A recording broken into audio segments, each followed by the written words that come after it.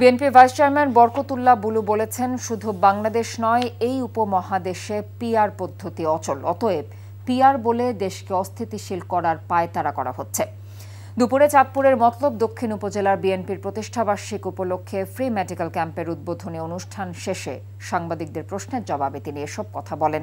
এদিকে জাতীয় নির্বাচনে রোডম্যাপ বানচাল করার জন্য একটি অপশক্তি ষড়যন্ত্র করছে বলে মন্তব্য করেছেন বিএনপি চেয়ারপারসনের উপদেষ্টা জহিরুল হক শাহজাদা মিয়া।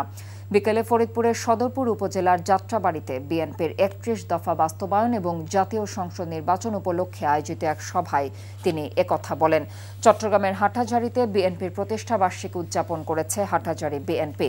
বর্ণাঢ্য র্যালিতে নেতৃত্ব দেন বিএনপি চেয়ারপারসনের উপদেষ্টা এস.এম. ফজলুল হক। বিএনপির ভারপ্রাপ্ত চেয়ারম্যান তারেক রহমানের পক্ষ থেকে মোংলা দৃষ্টি প্রতিবন্ধী ঐতি রায়কে উচ্চশিক্ষায় সহায়তা অর্থ প্রদান করা হয়েছে। দুপুরে ঐতি রায়ের বাড়িতে গিয়ে পরিবারের কাছে অর্থ তুলে দেন বাগেরহাট জেলা বিএনপি যুগ্ম আহ্বায়ক লায়ন ডক্টর শেখ ফরিদুল ইসলাম।